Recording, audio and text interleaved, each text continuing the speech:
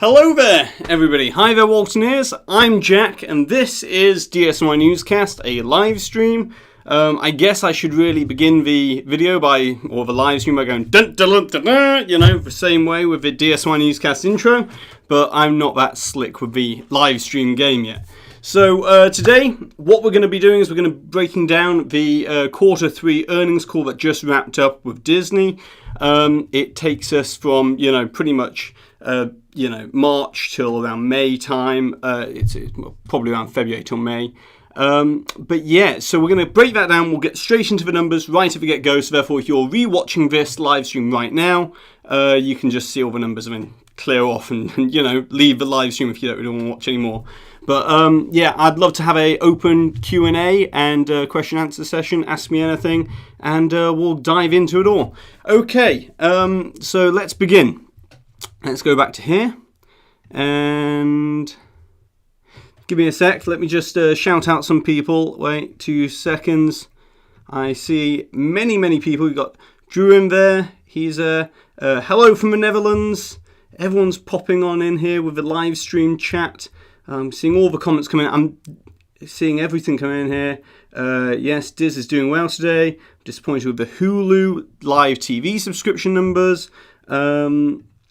This is special. Yeah, I don't often do live streams, but yeah, I've thought today, why not, with the earnings call. So let's get into it. Okay, so we've got the first thing here, and I'll just go back to this screen. Right, so we had $17.02 billion in total revenue for Q3 2021. Now, this is 45% up from year-over-year performance from Q3 of 2020. And, that's the main reasons being that, Q3 last year was only just when the pandemic really started to kick off, around that same sort of time frame. You had all the closures happen in Q3 last year, and it was just a hellish quarter for Disney in general. It wasn't great. And by the end of the quarter, they were looking to reopen. They were announcing reopenings of Walt Disney World and stuff like that. But within that quarter, mainly, we had a lot of the park closures and things like that. So no big surprise there. It's a 45% year-over-year change. And that is also reflected, obviously, in Disney Parks, Experiences and Products. Now, this is obviously the Disney Parks and Resorts division, $4.34 billion, 100% year-over-year change. And that 100% change is mainly to do with the fact that Walt Disney World was obviously closed last year in the same quarter. Disneyland has remained shut for, the best 13 months in total. Disneyland Paris was shut. Everything was pretty much shut except for Shanghai Disney began to reopen in Q3 last year. And in May, I believe it reopened in May last year. And then also, that was pretty much it. In Hong Kong, they were looking to reopen as well later on. But 100% year-over-year change, no big surprise. Okay, moving on to the next one. Direct-to-consumer streaming. This isn't just Disney Plus revenue. This is also Hulu and Star, the Star network in India and stuff like that, the Star subscription service in India. It's also ESPN Plus and ESPN streaming services as well. So we've got everything within that one category there. 57% year-over-year change. If you're new to the channel, by the way, guys, be sure to subscribe and hit the like button, and be sure to put your comments in the live stream chat, and I'll hopefully get round to all of those questions in a minute. So content sales and licensing. Now, this is a new category. Since the last time I did a quarterly earnings call live stream like this, I tried to do one earlier this year and had major issues with the live stream side of things. Things just didn't go my way, let's put it that way. The software just crashed on me at the last minute. But anyway, the last time I covered this was in Q4 2020, and in that quarter, that's when all the different terminology and things like that changed within how Disney report their earnings. So this division here, content sales and licensing, is very much theatrical based. It's content sales like DVD sales and rentals and things like that, and obviously studio business, basically. This is what I would have called the studio division before. So a lot of it's encompassed within that. But obviously 1.68 billion, minus 23% year-over-year change there. No big surprise, because obviously theatres remain pretty much closed on the whole, and Disney have a big pivot towards their Disney Plus streaming strategy. Okay, the next one, media networks. This is just ABC News, and not ABC News, ABC in general, and just all the different media networks that Disney own. And this is basically the ad sales for the media networks, and this is always pretty much consistent. It's a very small year-over-year change there, but 6.95 billion. Usually it's around the 6 to 7 billion mark, and that's just because it's regular ad spending by advertisers on those media networks.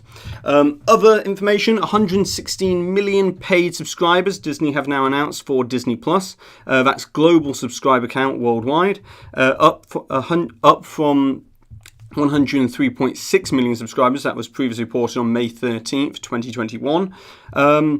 Previously in May, when we got the Q2 earnings results, Disney didn't hit the subscriber growth that people were expecting. People were expecting close to 110 million, and they fell short of that, and they only got 103.6 million of a subscriber growth since then. And then this time they've blown straight past those expectations and gone to 116 million. So that's really good for Disney Plus overall growth worldwide. But then again, Disney is also, don't forget, it may seem like they're just a juggernaut and they just keep going with Disney Plus and growing like crazy, but it's not that they're continually picking up new subscribers in the US and existing markets, but they're also expanding into new markets all the time as well. And they mentioned on the earnings call that a big market that they're ready to expand into later on this year is going to be Japan, and what that will do for the subscriber numbers as well, things like that. So that's partly why we see huge subscriber growth, but Netflix definitely does have something to be concerned about with Disney Plus. Oh, and also another thing that CEO Bob Chapek mentioned is that the churn rate, which is people subscribing and unsubscribing and things like that based upon price increases, they're pretty happy with the churn rate of Disney Plus. They actually saw it decline a little bit in this previous quarter. So and that's despite seeing price increases. So I don't know whether that's just because they're starting to put out more Marvel content and things like that, and people are starting to see more return for original content for their monthly subscriptions, therefore the churn rates getting better. But that's probably a lot to do with it. The Marvel content like WandaVision, Falcon and the Winter Soldier, and Loki, consistently new content coming to the service, and then the Premier Access and things like Soul and Luca coming to Disney Plus as well. Okay, we'll go back to this here. Give me a second, and we'll go to the next thing. So the other big thing that was mentioned as part of the earnings call was Disney Genie. Now, if you're unaware of what Disney Genie is, it's going to be it's the way Chapek explained it on the earnings call is it's like, MDX, My Disney Experience on steroids. This was announced back at D23 Expo in 2019, and it was supposed to launch end of last year, but obviously it's been delayed by all the different restrictions and all the different measures that Disney have had to put into place. So what this is it's an algorithmically based, not artificial intelligence, but intelligent algorithmically based planning system for around the park. So when you are going around the parks, it will decide where you are, geolocation and all the customer data that they've already got and consumer behavior around the parks. And they'll say, hey, right now is a great time to go over to here because they've got a lower wait time, lower standby time for Seven Dwarfs Mine Train or Space Mountain. And they're going to try and maneuver you around the parks a little bit. But also the big deal, and a lot of people have been mentioning this, and I'm not very happy about it, to be honest, but Disney Genie, from what I've heard, is it's going to be all about upselling. So they're going to be trying to push you towards, buying instant access to the rides with fast passes and, better viewing areas for nighttime entertainment, things like that. So it's all going to be all about Chapek liked to say in the earnings call that it's all about getting guests to spend more time in the parks, spending more time enjoying themselves. But I like to think that it's also getting guests to spend more money. And the way that they're doing this, I'm a bit concerned. Scratch that. I'm very concerned that Disney are slowly eroding the brand trust that people have in the Disney product. When it comes to Walt Disney World and Disney parks in general, I know that people saw Disneyland Paris implement paid FastPass, and it was called Premier Access. Now, personally, from a brand perspective, I don't think calling it the same name, Premier Access, even if that is the name they do go with, I think that's a terrible brand maneuver, because when you're looking at Premier Access, on Disney Plus, people know that's $30 for a movie, and they associate that premiere, as in like a movie premiere and stuff like that, with Disney Plus. But then you bring that on over to the parks, and it doesn't really make any sense whatsoever. The name doesn't make any sense. So I would if they are going to roll this out, I'd hope that they come out with a better name. I've heard that maybe Genie Plus might be a name. People have also been talking about Lightning Lane and stuff like that, and Lightning Fast Passes. Possible. I don't know if that sounds particularly Disney to call something Lightning Fast Pass. I get where they're going with Lightning McQueen, but from a perspective, Lightning does sound a little bit Busch Gardensy or SeaWorld. It just sounds a bit generic, theme park, Six Flags kind of thing. I think if Disney are to do this, they should lean into something like, the Genie Plus name and make it an all-day thing, so you buy it for one day. But if they're going to do it on a in-app purchase kind of bespoke, keep buying instant access kind of thing, I think instant access would make more sense from a name. But sorry, we're getting a lot of comments in here and I'm not answering anybody. Don Ray says, enjoy your channel, keep up the good work. Is stuff hitting the fan? I think when we're going to get the announcement about FastPass and what we're going to plan to do with FastPass Plus, basically FastPass Plus is not coming back in its old form. I think personally they're going to have some sort of base tier where you'll have like one FastPass a day or one instant access a day, but the rest are all going to be upcharges. And basically Disney are moving towards a, when you download a game and, they in-app purchase constantly, pop-ups and things like that. That's basically what the Disney Genie app is going to do. Chapek is obviously very excited about it because it's going to increase revenue, supposedly. I've actually really enjoyed the standby queues this past year, and just get rid of FastPass. I'm one of the proponents, get rid of FastPass. The merge points always slow down the queue. Just wait the time out in the standby queues and just let that happen. But if you are going to have instant access, I think instant access should be a very high tier. So therefore, if anything, it kind of detracts people from using it. People just do the standby queues. I don't like the standby wait system that they've got in Disneyland Paris. But then again, Disneyland Paris tend to do a lot of weird things. I think people look at Disneyland Paris and they're like, this is in the same exact form it's coming to Walt Disney World. Disney World's a whole different thing. It's a whole different widget, It's a whole different ball game. And you've got 4 parks, you've got a different type of guest that come to, Walt Disney World versus Disneyland Paris. And us Brits will go to Walt Disney World for 2 weeks. People go to Disneyland Paris for only a couple of nights, maybe a week tops, but it's only 2 parks there.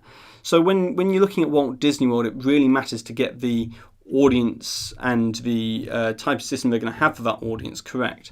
And I don't think it's going to be an exact copy and paste of what they've got in Disneyland Paris on over to Walt Disney World. It's going to be slightly tweaked, and it's going to be via this intelligent algorithmic based system with Disney Genie. So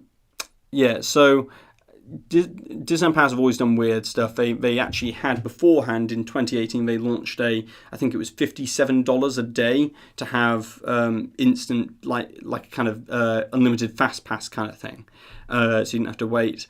I would much prefer to see Disney do something more along the lines of Max Pass if they are going to do something. I think that's a much better move. Let's move on to some more comments. A couple of park comments. FastPass should go away for good. Yeah, I tend to agree with that. A couple of park hoppers there. They're a great YouTube channel. And I see them on Twitter as well, actually. But yeah, I've met them in parks, and yeah, I agree. FastPass should go away for good. It served its purpose back in the day. I much preferred the paper FastPass tickets, where you used to have to go and get one, wait it out, that one expired, then you can go and get another. But this whole kind of regimented, wake up at 6 a.m, 60 days out or 30 days out, and book all your FastPasses and plan out your days like crazy. That removed the spontaneity of Disney World for me, and it removed a lot of that spontaneity around the Disney parks in general, and I didn't like that. I was always someone who preferred to maybe have, if it was one fast pass in advance, that's fine, but I just don't like the whole idea of having to plan your trip like it's some sort of military operation instead of wake up at drill sergeant at 9 a.m. or 6 a.m. Wake up, get out of bed, go fly a passage. I don't like that. I'd much prefer the spontaneity around the Disney parks. Hey, we're over here. How do you fancy riding that right now? And if Disney Genie can help bring some of that back, that's great. But I don't like the idea that it's going to be constant in-app purchase and upselling. But we'll see. Obviously, Disney will decide based upon you guys, whether you deem it worthy of your time and money, most importantly, and if it's not a success, then it will be tweaked along the way. So it's all about you. You have all the power in this situation. Yes, immediately you don't, because Disney will roll out whatever they want to do, but in the long run, we actually do have the power to make the difference here. We're in charge of the power to make the change. And if it's got terrible guest satisfaction, then Disney will tweak it, much like they do with live entertainment and nighttime shows and stuff like that. So we're in control. We just need to weather this one out and just, if you don't like it, let guest services know. When you get given a survey, let them know. When Disney survey you after you've left the park via email, let them know via that. It's all about whether we speak up to Disney and let them know we don't like it. And once they start to see those guest satisfaction numbers go down, they'll start to go, oh God, we need to change something here. So it may get rolled out and it may happen to be paid FastPass, but we can revolt in a bit of a way, you know what I mean? But yeah, okay. Fully on the app, but you have to physically be there to get a FastPass. Yeah, let's look at some more of these comments here. Wait, just like Boo Bash, Disney is testing what we will spend. Another good point there. Boo Bash has been scaled back in terms of its offerings, but the price has gone up. And if they see the first year, the satisfaction numbers from the first year are very bad, but yet their ticket sales are, they'll see that as they're going to lose, like we were talking about churn with Disney Plus, they'll lose us going to the parks, and people won't go to these events as much, and they'll be in a bit of a crisis mode. But this is the whole point. It's all about, Chapek is slowly, with these upsells and things like that. I saw my friend Disney Dan, he wrote the other day saying, Disney feels less like a premium airline nowadays and one that is just, a budget airline trying to upsell you with every little thing, every pound over the designated weight limit for your luggage and things like that. It feels like the money grabs have become a bit too transparent. And that spells a bit of a recipe for disaster, in my opinion. I love the background, Jack. Yeah, well, we got the old geometric spaceship Earth background here. You may have noticed this one out in America as well. I've got similar back. I'm currently in the UK right now. I was in the US from April through June. So all of those videos that you saw on the channel from April through June were in the US. I didn't film inside the parks because, number one, this isn't a vlog channel. I'm not going to turn this into a vlog channel and go around and film my face with a mask on or film my face in general and be like, hey guys, this is a vlog channel now. But also, I prefer to produce this kind of content. Well, not live streams, but, in-depth analysis of the news and things like that. Okay, if you've got any other questions about the channel, by the way, feel free to ask. I'll be quite happy to answer for anybody who'd like an answer on those issues. better Halloween celebration, Mickey's Not So Scary Boo Bash or Halloween Horror Nights. Yeah, I am partial to, not just partial, I love Halloween Horror Nights. I like my Halloween to be scary. I like it to be horror. I like it to be scary. That there's the keeping you on the edge of your seat with the adrenaline. That is what I expect from Halloween.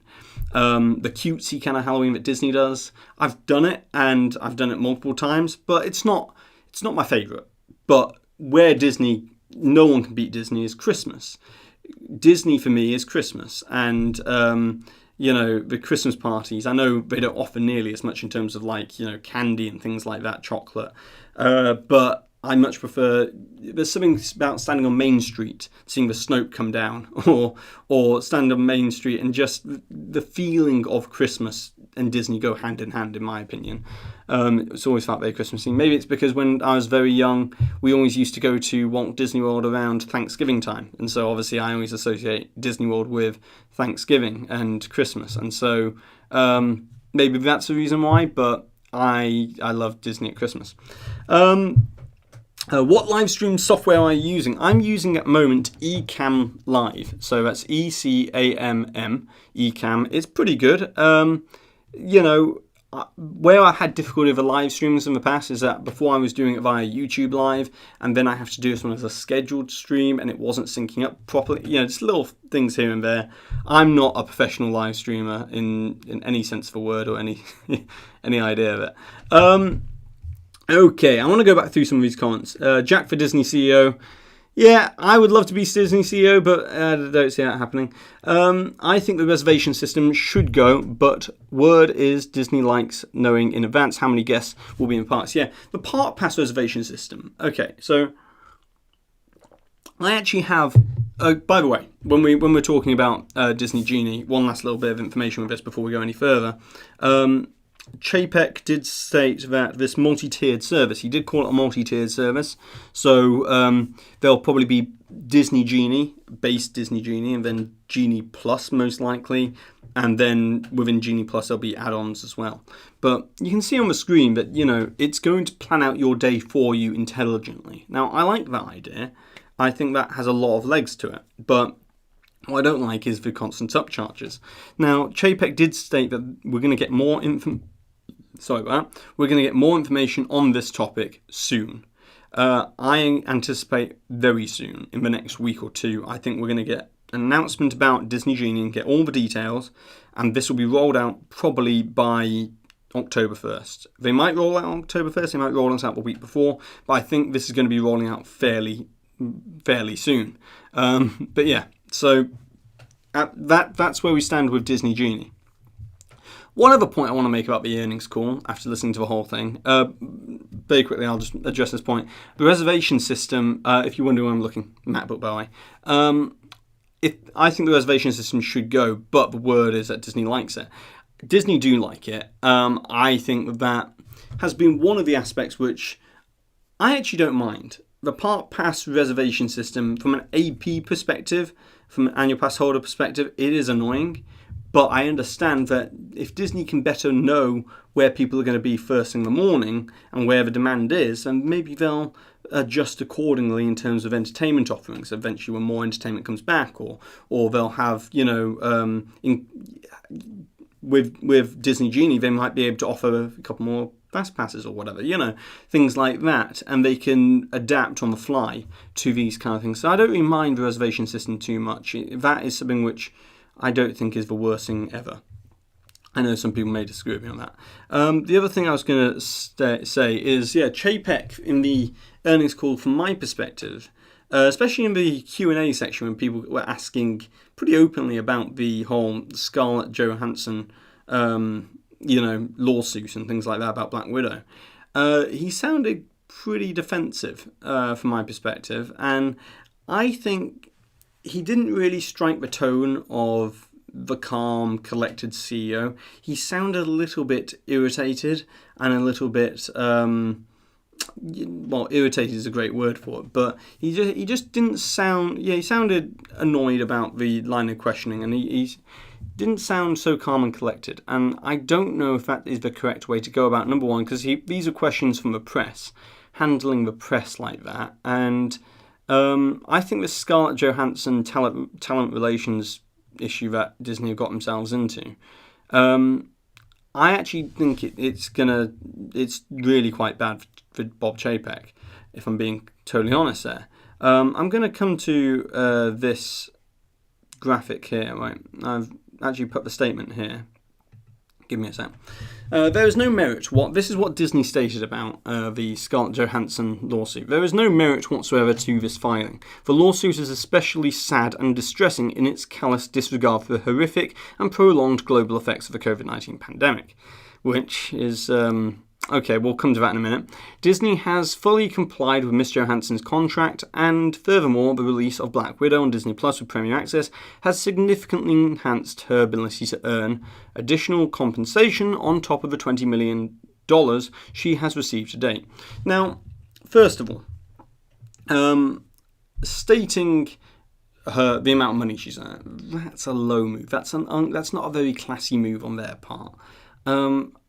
I feel like when you're a big corporation like Disney, this is one of the largest media companies in the world, you shouldn't be... That sounded like one person has written it, and they're trying to address their grievances with the lawsuit. That does not sound like a big, global organisation. The other thing is callous disregard for the horrific and prolonged global effects of the COVID-19 pandemic. I feel that Disney are trying to have it both ways here. They opened up the parks and resorts in the middle of the pandemic last year before there was a vaccine out or anything like that. And yet now they're saying that she's, Scarlett Johansson's being callous and disregard of the COVID-19 pandemic, despite saying, you promised me a theatrical release of this movie and you put it on Disney Plus, Premier Access, didn't renegotiate the contract with me, and, you just did that.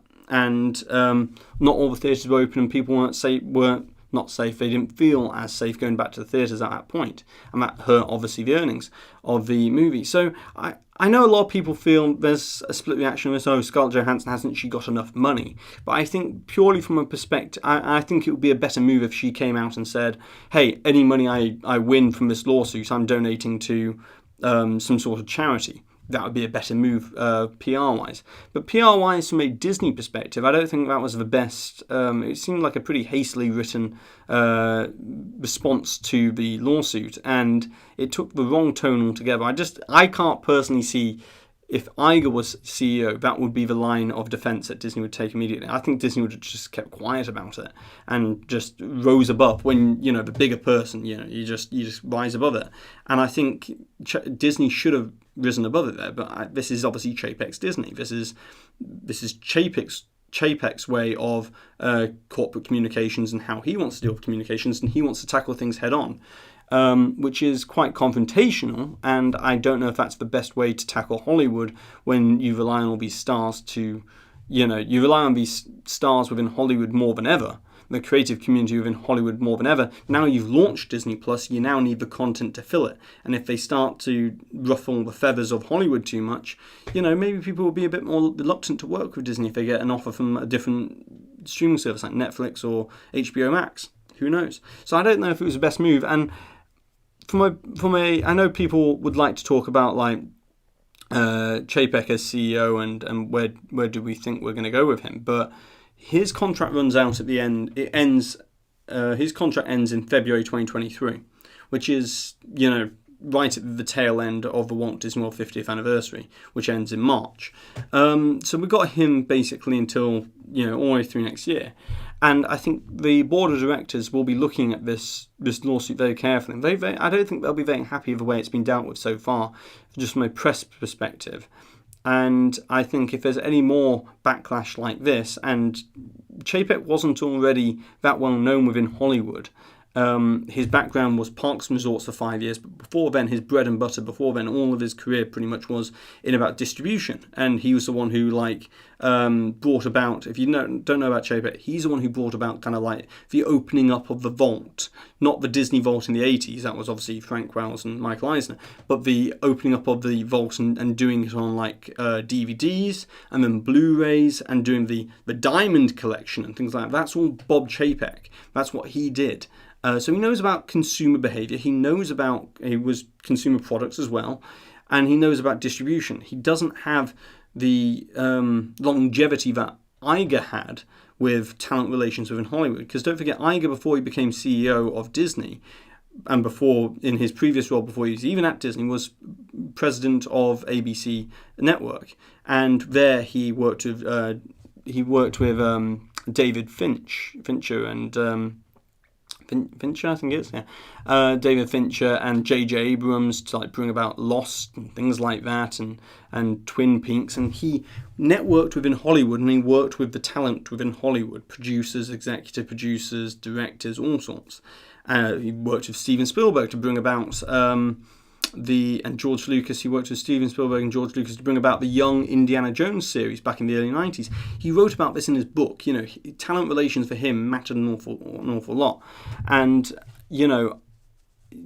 the parks will do what they do.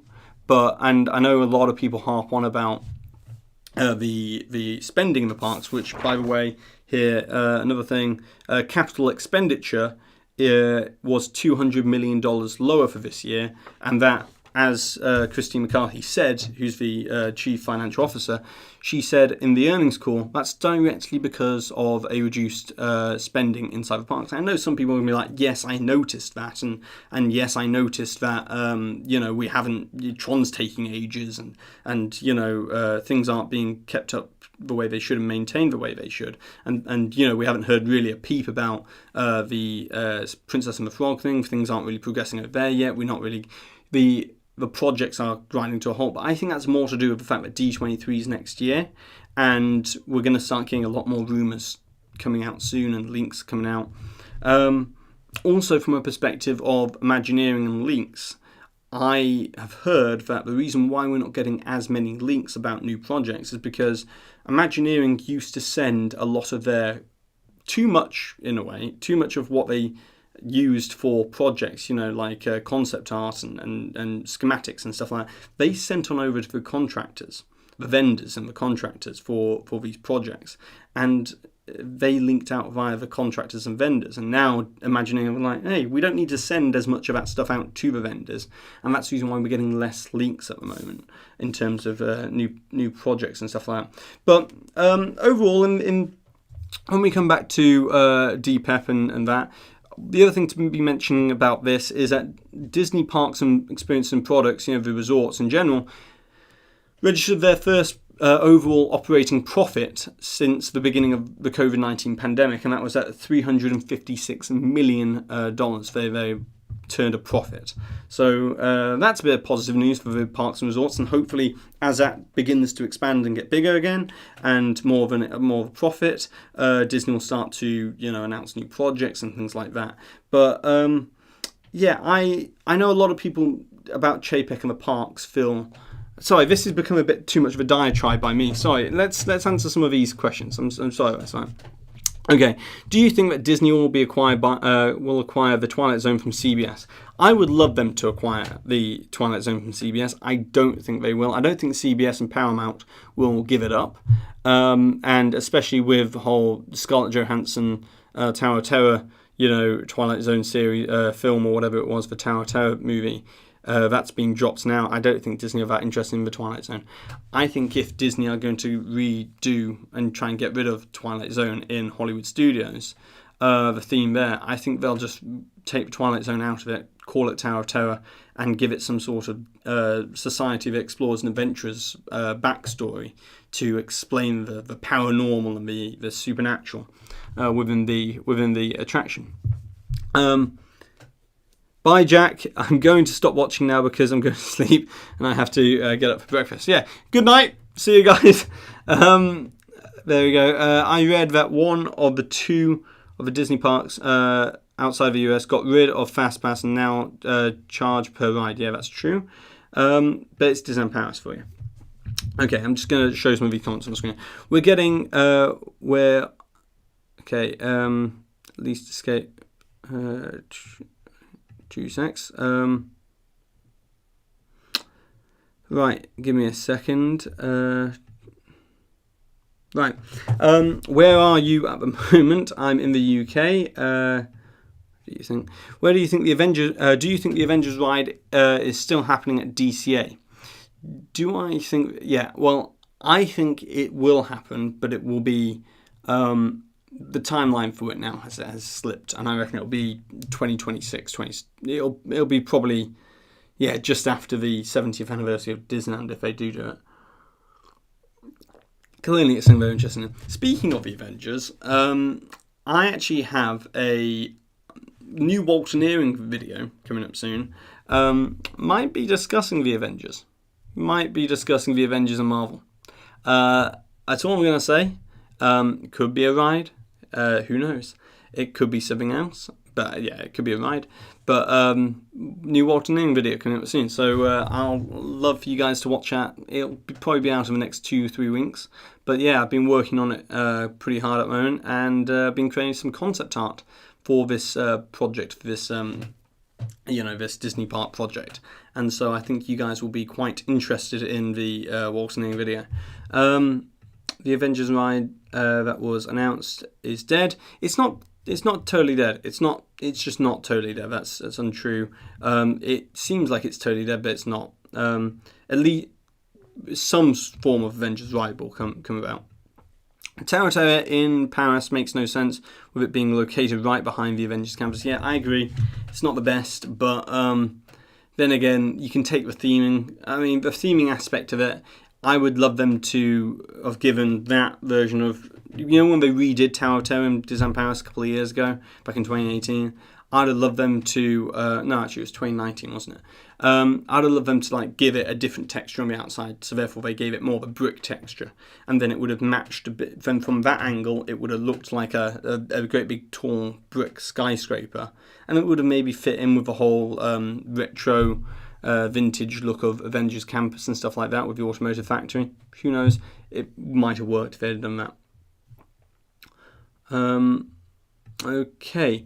What is the next? By the way, guys, I can't really read these comments before they go on the screen. So yeah. What is the next ride coming to Epcot after Guardians of the Galaxy Cosmic Rewind opens? I heard rumours that was going to be Mount Fuji.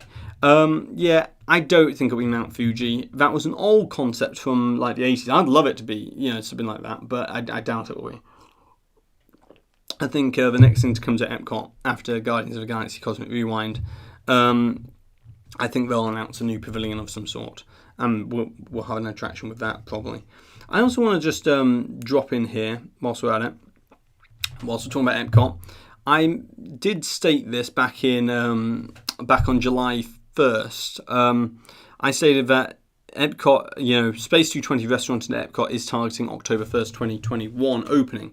Now, from what I've been hearing, that is still true. I think I was the first to report that or something like that. But from what I've heard, the training is going on. Bettina are doing the training soon. It's coming up very soon at least. It's pushing towards its opening. If it's not October 1st, it's going to be very close to that date. Maybe before, maybe afterwards, but around that sort of date. It will be open very soon, Space 220. If they're already training the staff and stuff like that, we'll be expecting an announcement about that fairly soon. So you can all mark that one out.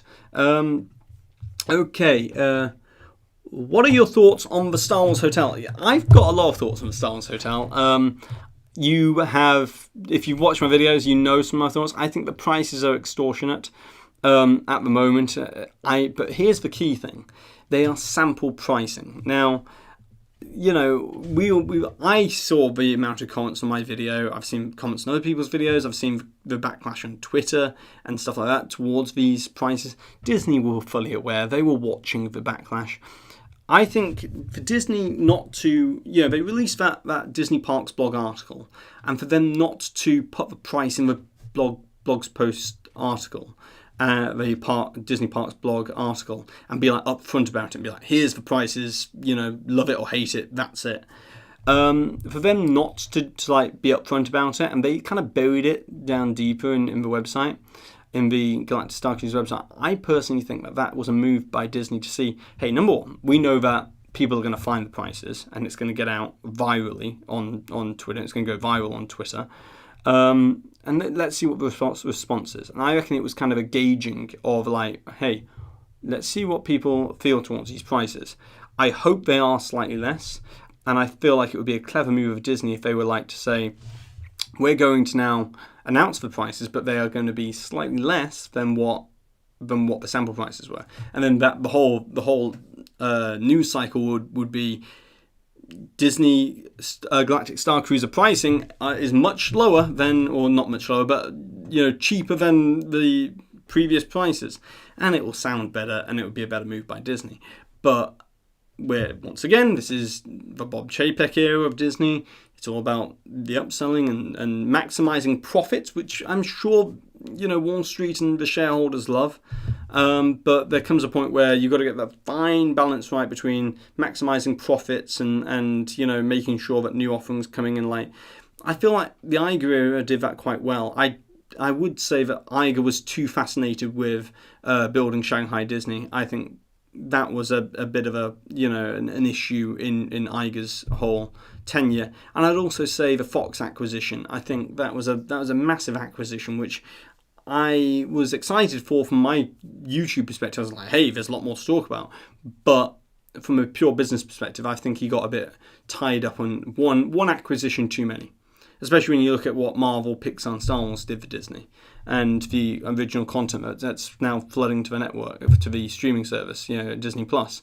None of it is Fox. Especially in the US, it's not. So, I don't know how valuable the Fox acquisition was in the long run, but we'll see in the long run. Collective, they can actually fund a real space exploration. Yes. What a ridiculous thing to say regarding the pricing. Idiotic, even. So you think that I'm idiotic? You think I'm completely out of whack with that? Look, I think that if they were to do that with the sample pricing, you're going to get a positive news cycle. I care about marketing, care about the response. That's what they do. But I do think that they've got to. There'll be a lot of people who will be willing to pay it, and that's the thing. Here, mate, let's go back into this. Disney's not playing musical chairs with pricing. What are you, 10? No, that's actually, Disney watch the pricing reactions. Obviously, they do focus groups and they do, surveys and stuff like that over pricing beforehand, before they release pricing. But there's a reason why they said sample pricing. These aren't the full prices yet. They could be much higher. The timeline they gave, the time frame they gave, was one of the quietest times in the year, so they could be much higher. But the fact that they didn't announce the pricing like straight away, I think they are watching the reaction, and I think that we'll probably get the official pricing fairly soon. So we'll see. But I don't think that Disney are playing musical chairs with pricing. No. But they do watch what goes on Twitter and the news cycle and see how other news sources pick it up, like, the Hollywood Reporter and Variety, and what the guest reaction is and what's the overall reaction. They keep their finger on the pulse of the public, and they maneuver based upon that. So I do actually think that there's a lot to be said for the reason why they called it sample pricing and not official pricing. Do you think they will open a new attraction to the main gate at Paris? So in the Disneyland Park at Paris. They haven't added anything major since Space Mountain. There were rumours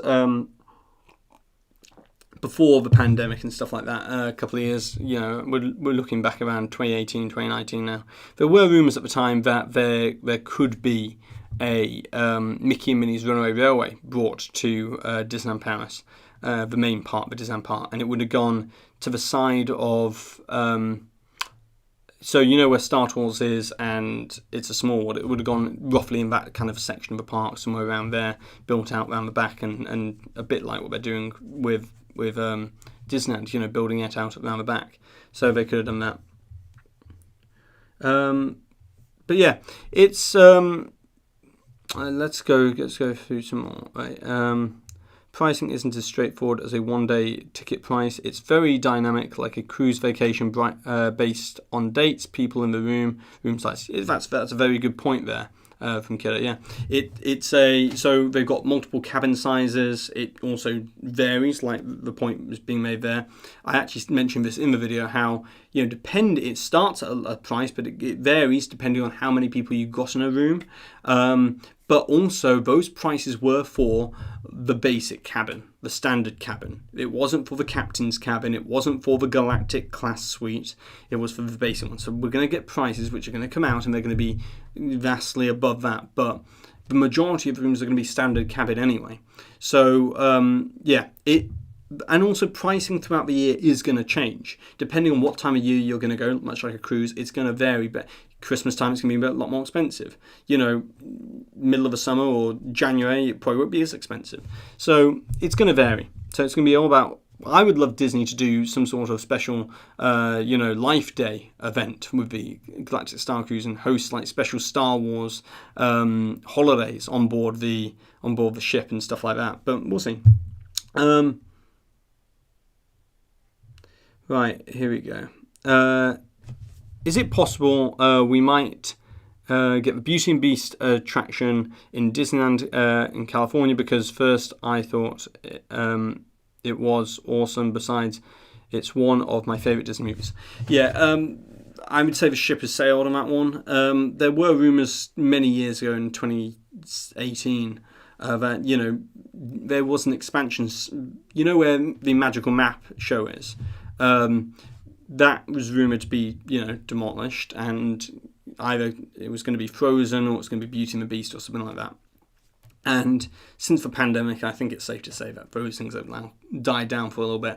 I think the next area where Disneyland are going to focus is either going to be on the Disneyland Forward expansion, which obviously they're looking towards. And I think they desperately, for the 70th anniversary of Disneyland, I think Tomorrowland needs to have, if not a new attraction, some love, some sort of facelift to Tomorrowland in Disneyland. And I think that's what they're probably going to try and fix before they add like an Arendelle or something like that. Because Arendelle and things like that would go into a Disneyland Forward expansion to Disneyland Park better than trying to fit it in where Magical Map Theatre is. So yeah, how likely is it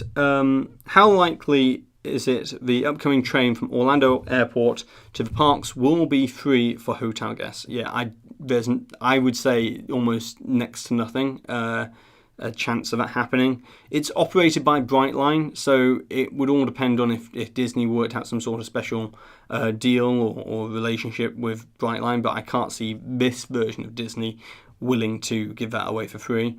It's going to be a while until we see this thing fully constructed. Anyway, it's going to be opening around 2020, end of 2025, early 2026, roughly, for the time frame for that. So it's going to be a while. So yeah, the new Mears bus service, I think it's like $17 per person or something like that. That's going to be that's going to take over basically for the meantime. But yeah, I don't think Disney will bring that back for free. Yeah.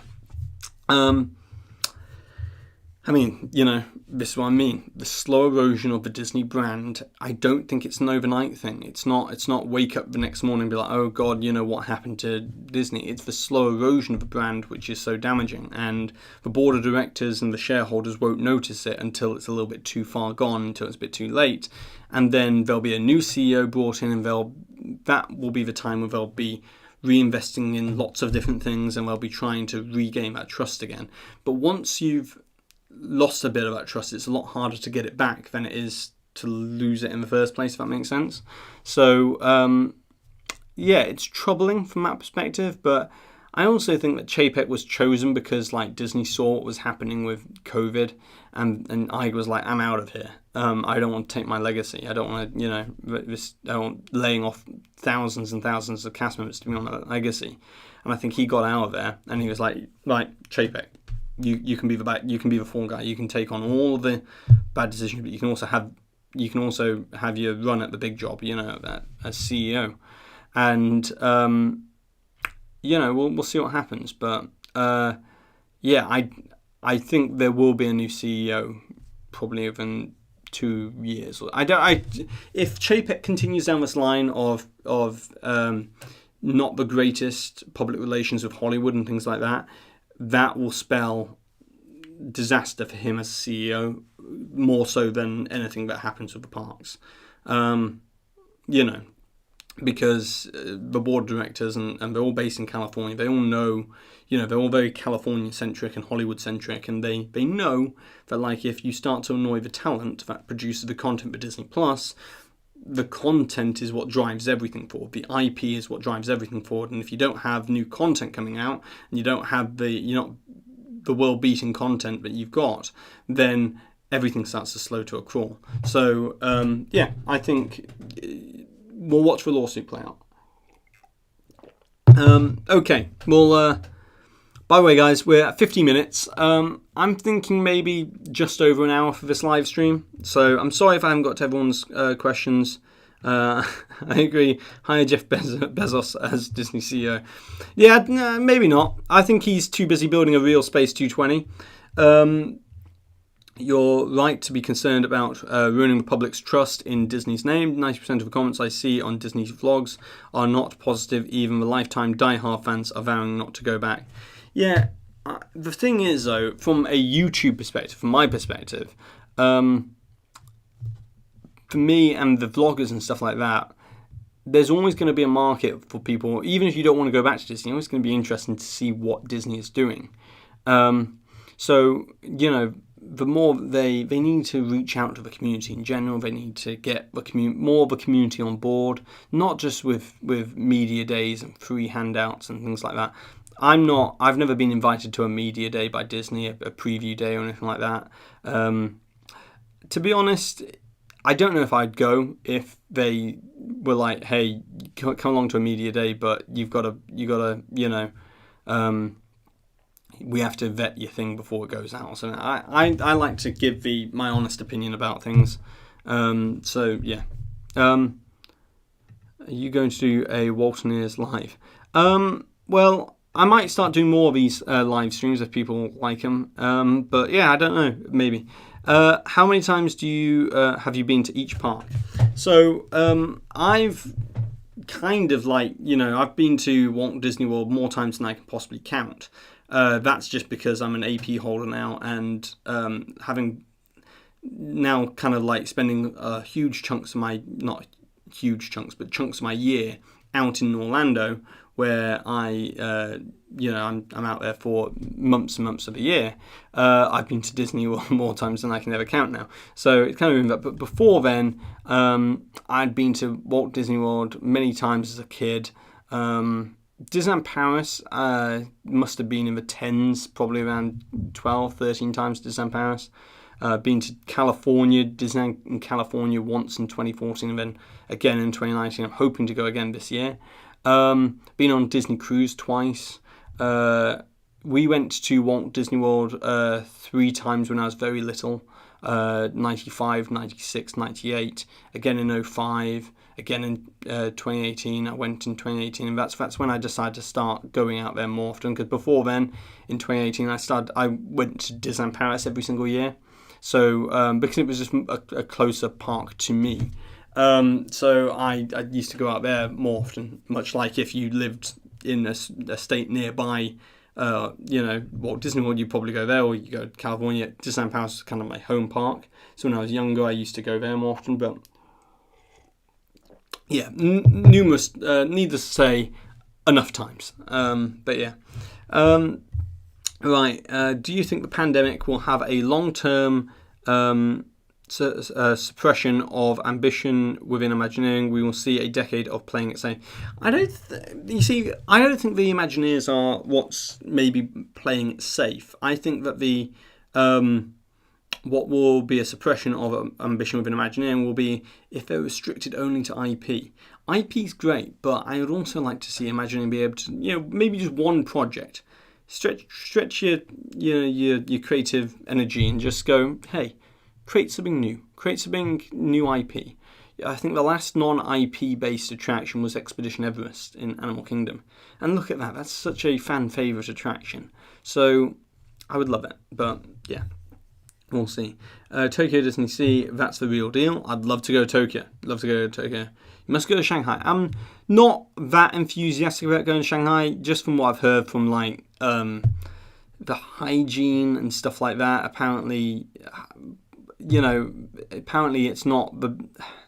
It's a little bit like Disneyland Paris in some respect, because Shanghai Disney, it's all, I don't know. I remember when Shanghai Disney opened in 2016, and there were reports of, how can I put this politely, urination in the park. I remember reading reports of opening day, the guests, some guests would want to go to the toilet and wouldn't go find a toilet, they'd just urinate in the bushes and stuff like that. I don't know if I really fancy going to Shanghai, to be honest. The creativity will always be there, true. Do you think they are still planning on Indiana Jones Land in Animal Kingdom? No, I don't think it's for Animal Kingdom now. I think if Indiana Jones is to go anywhere, it's going to be Disney's Hollywood Studios. They're going to probably end up knocking down the Indiana Jones Stunt Spectacular and build it there. If they're going to build an attraction like that at some point. I have rumours still floating around from inside and stuff like that Disney still feel like the Hollywood Studios part does need another big attraction. Indiana Jones was lined up at one point. It all depends on how Indiana Jones is received next year in 2022, in summer 2022, when the fifth installment of the Indiana Jones franchise comes out. And then we'll see whether they decide to push forward with an Indiana Jones themed area or land or an attraction. So I would love them to do it, but we'll see. But yeah, I think it's more likely to go into studios, because Animal Kingdom doesn't need it at the moment. From their perspective, from Disney's perspective at least. So I mean, we got a lot of comments there. I'm sorry if I haven't got to everybody's. I really wish I could have, if I could have this better curated so I could properly get to everybody's and have them pinned and earmarked and stuff like that. I think if there's been any super chats that have come in, thank you for the super chats and everything like that. I never ever ask for the super chats or anything like that, or even promote the super chats, because I just want to have a live stream and have a discussion with you guys. I'm not a live streamer from that perspective. So yeah, very quickly, I do want to mention that the pins, this is an official Walt Disney pin and stuff like that. I've got probably around 10 of those left over. I've got many of these Ratatouille pins that I got made. Let me get one of these out. Here we go.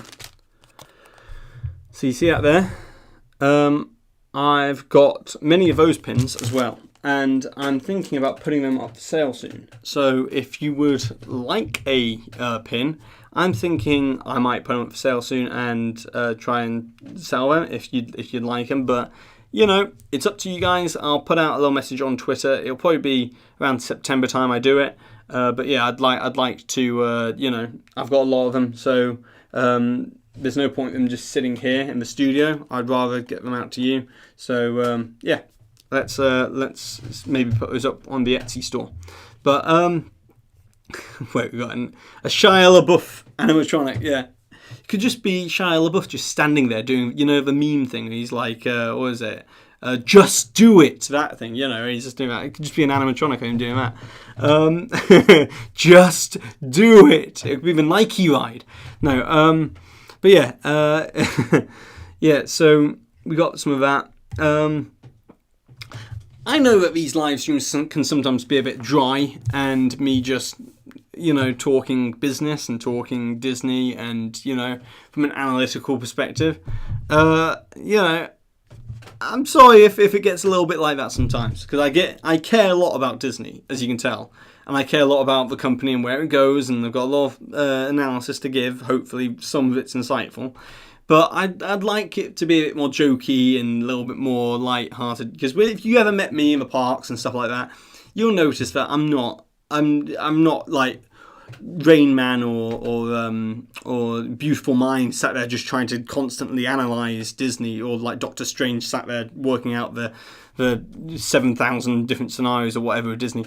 I'm not like that all the time, but when I'm on a live stream like this, I do tend to get a little bit focused and fixated on one topic and get really into it. But yeah, if you ever see me in the parks, come up and say hi. I'd love to say hi to you. But yeah, I will be in Disney World next. Will be October, November, December. I will hopefully be there for the 50th anniversary. Don't know if I'll be there in the morning, but I'll probably be there in the evening for Harmonious. So I'll be around Epcot. I'm definitely going to Epcot on the 50th anniversary. That's the park I want to be in. I don't really care about going to Magic Kingdom, to be honest, on the 50th anniversary. It's going to be jam-packed on Main Street, shoulder to shoulder, crammed in like sardines, just to watch Chapek stand on stage and there to be some confetti go off and go, you know, and Chapek to say, "Happy anniversary, Walt Disney World," and that'll be about it, you know what I mean? Whereas you've got Remy's Ratatouille Adventure over at Epcot, you've got hopefully Space 220 if it opens on October 1st, and obviously Disney Harmonious. I am more interested in watching that show than I am Disney Enchantment. I'll catch Disney Enchantment later on that weekend, probably Saturday or Sunday. But yeah, no, I'm more interested in Harmonious and Epcot in general on the 50th. So yeah, also from a perspective, if October 1st is the first day that they do Beacons of Magic, I want to be in Epcot in the evening because I want to see the beacons, you know, the points of light, the Beacons of Magic, or what that have been attached to the vertices on Spaceship Earth. I want to see that. I want to see what that looks like because I think that's going to be pretty spectacular. So that's where I want to be on the 50th.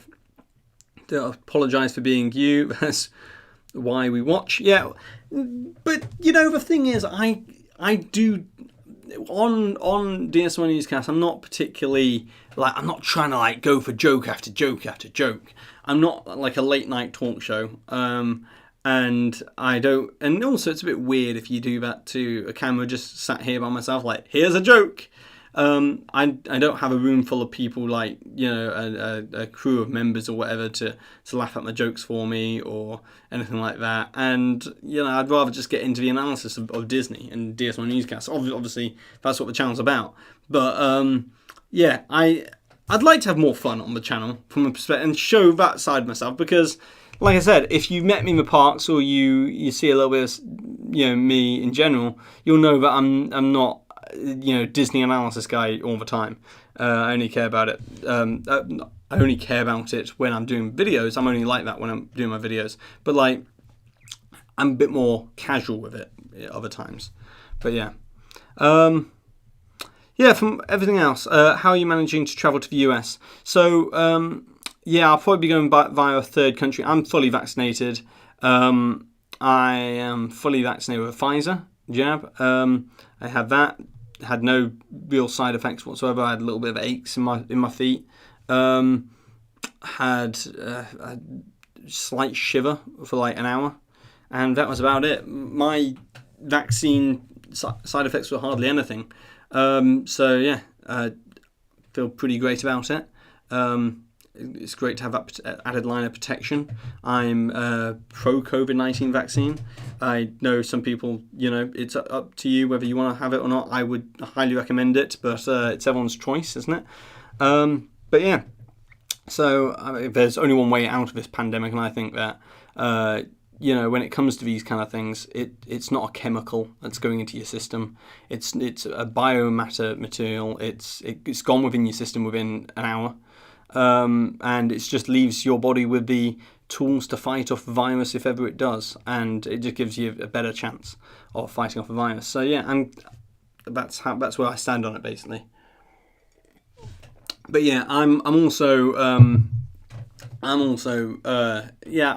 wore the mask in Walt Disney World in that heat.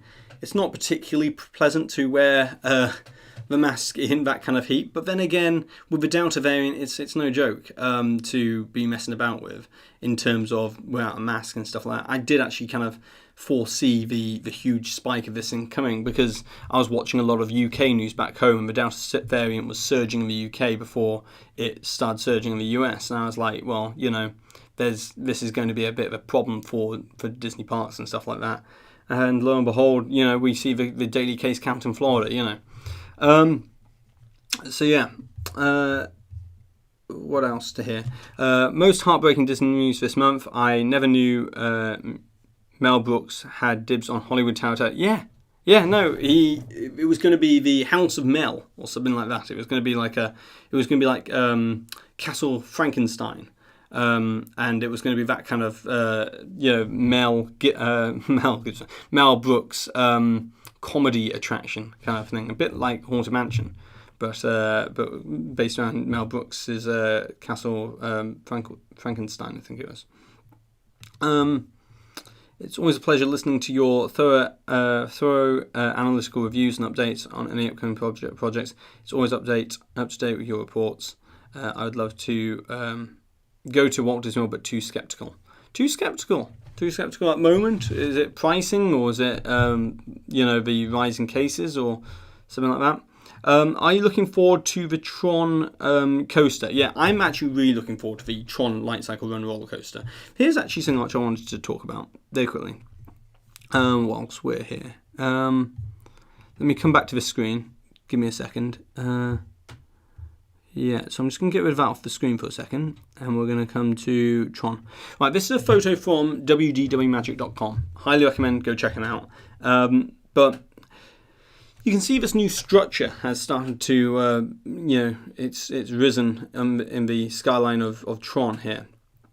Now, from what I'm anticipating here with the new structure, I actually think that this might be some sort of not necessarily a sponsor lounge, but it could be for a Disney, DVC lounge or something like that within Magic Kingdom. It would be a smart move of Disney to do that, or something like that. Remember a while back when 2016, when Disney were trying to do that whole, the cabanas in Tomorrowland. This could be a natural extension of that, or it could be, a DVC lounge or something like that. I don't think it'll be a shop, because when you exit the Tron attraction, if you've watched a POV in Shanghai, you exit through the gift shop. The gift shop is within I can't really zoom in. The gift shop is just within. It's just before the exit, right in the centre of the screen there, as you can see. But then you see this cherry picker here, just over this structure. I think that is the beginning of the concrete foundations and forms for the tunnel for the railroad. So we'll see how this is going to materialise. But it's very interesting to see this kind of construction go on, this late stage construction, and this is obviously the reason why Tron is now operating. It's now, the construction's at full speed. They're aiming towards a spring 2022 opening for spring break, from what I've heard. So, and Guardians will be summer 2022 instead. Someone's just said that there actually. Guardians will be ready for summer. Yeah, they'll be looking to open Cosmic Rewind by around May to July-ish. But when we're talking about later on this year, November, we've got D23 Destination D, and I'm expecting probably a Tron opening date then. Maybe we'll get the Tron opening date on the 50th anniversary, who knows, but be a good time to announce that. But we'll definitely get more insight and sneak peeks and stuff like that of Cosmic Rewind at Destination D. I think we'll also get more of an idea of what they're doing with the festival area within World Celebration, and we'll get more information on the Star Cruiser. I don't think we'll get, probably Princess and Frog as well, I'll probably get new concept art for that, but I don't think that we'll get big updates in terms of like big attraction announcements at Destination D this year, because D23 is next September, and that's when they announce the big stuff. Destination D tends to be updates regarding existing projects rather than announcements of big new projects. We've had smaller announcements at Destination D before, but I don't think we're going to get big lands or a whole new massive attraction announced at Destination D. But I do think that we'll get many updates regarding the existing projects, and maybe something akin to the Toy Story restaurant. The Woody's, not Woody's. What's it called? Roundup Rodeo Barbecue restaurant. That one. We'll probably get an update regarding that and things like that in Toy Story Land. So we'll probably get something along those lines for Destination D. Maybe a new resort. I could see them announcing maybe a new hotel or something like that at Destination D, but not a massive, great big land reveal or something like that. But then again, I could be wrong. But we've got D23 Expo next September. That's what they'll be aiming towards. But yeah, so that's pretty much everything. I feel like we've covered an awful lot of ground on this live stream. Hopefully you've enjoyed it. What else I'm just having a look at this piece of paper here to see what else we've got left to talk about. Give me a second. That's pretty much it. We covered everything. So that's everything for today. I'll see you real soon. I'll be back with a normal DSNY Newscast probably next week, but if there's big news tomorrow, I'll cover it. But until there's big news coming out, expect a Waltoneering video towards the end of this month, and obviously we'll be reviewing Ratatouille very soon as well. I mean, I've been on it in Disneyland Paris, so I can give a review of that and base my opinion on what we're seeing from the parks to see what's changed, because I know what the ride experience is like in Ratatouille, but it'll be interesting to see what kind of like cosmetic changes they make to the attraction, if there are any, which I've heard it's an exact clone. So that'll be interesting. Okay, so that's it for today, guys. Thank you for coming along and joining me on this live stream. It's been pretty fantastic, and I'll see you real soon. I've been Jack, you've been you, and I'll see you real soon.